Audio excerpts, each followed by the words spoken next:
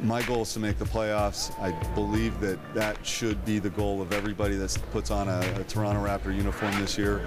A lot of people seem to think that we're not going to do very well. That's okay. The collective efforts and contributions of others should be an interesting storyline this year.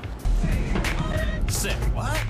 I like that. An interesting storyline. Now, there's the ultimate put on a brave face kind of spin, and I've heard it a lot over the years down at Toronto FC.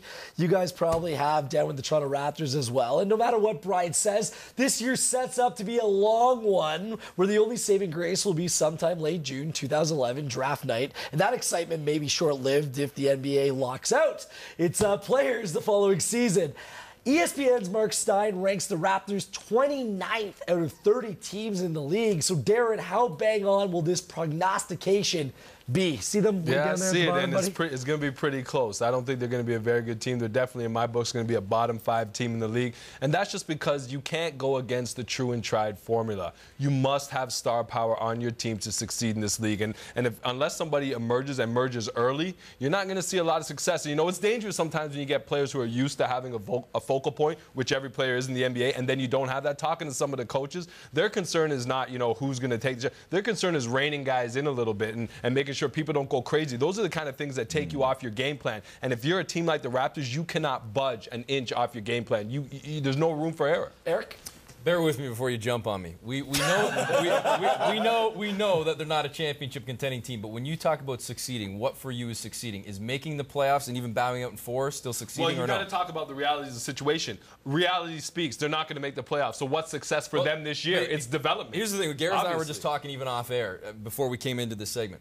And I honestly, and you've been covering it and around almost as long as I have down there, I don't know what to think about this team this year. I swear to you. You could sit here right now and sell me on this team winning 40 games, matching their total from last year on blood, sweat, and tears, and I would buy it. But you could also sit here and say they're going to win 20 games, they're going to get their butts whooped, and I'll buy that. I totally agree with you, except for the winning and losing part. Because I think they're going to lose, and I think they're going to lose here's the thing. I look at this team and I say, why can't they be what Milwaukee did last year? Why can't they? I hear that argument, Eric, and I'll tell you this. Why can't they be what Orlando was 7-8 years ago? You know why they're not going to be what Milwaukee was last year? First, they had a coach that had playoff success. And I'm not knocking Triano, but you brought in a coach that had success. You brought in a dynamic, predictable future superstar rookie player. But he's a rookie that you can point to and say he is the future. Right. Who on this team can you?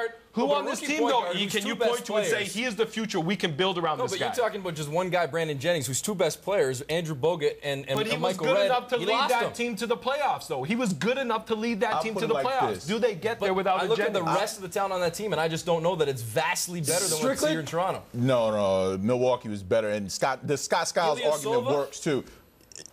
What did he do? He became that over the course of the season. All right, so we talked about good players making other players better. And I think that's what the leadership is. Amir Johnson will not become that. Okay, there's no way. Brian is still doing the smoke and mirrors, because there's nobody there to push him to that height. That's my point, is that you got to have the star power to make these mediocre guys better, and that's what they don't have. And you agree with Darren on this? Yeah, I don't see them.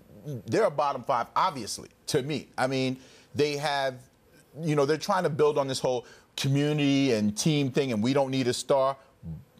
I was about to say something else. But it is, you know, I mean, it's a great idea to have, and he's been trying to build this Eurobasket team for the longest time and appeal to the community. Great. Does that mean it's going to be exciting basketball? They got some young guys who have some potential, but is that going to lead to wins? He shouldn't even be talking playoffs. I'm going to come to Eric's defense a little bit. I want to get rid of this Milwaukee comparison, but they had a #1 overall draft pick who finally emerged last year as well in Andrew Bogut. What about the Toronto Raptors' former #1 overall draft pick? Because this really is Andrea Bargnani's team. Do we finally see a guy who could add on to his career high at points, rebounds, and block last season? Or without Chris Bosh, is this guy going to struggle to find his shot and be an effective #1 for this ball club? Well, if he doesn't turn into that guy, then there will be no argument needed from Darren or anybody else. They are a 20-win team if that doesn't happen. He has to be that kind of guy. And can he? Well, he has the skills, but does he have the tools to be able to go out and do it? Because the tough thing is, and you pointed to your head off camera, absolutely, being mentally strong and being able to do that. Because I think he has the skill. Well, it's ironic. I think I'm First with time in E. his career, he's going to be seeing double and triple teams and everything So else. it's a big transition for us. So now you're asking him to become this guy in a transition year where he's finally going to see the doubles, triples, and whatever else teams want to throw at him.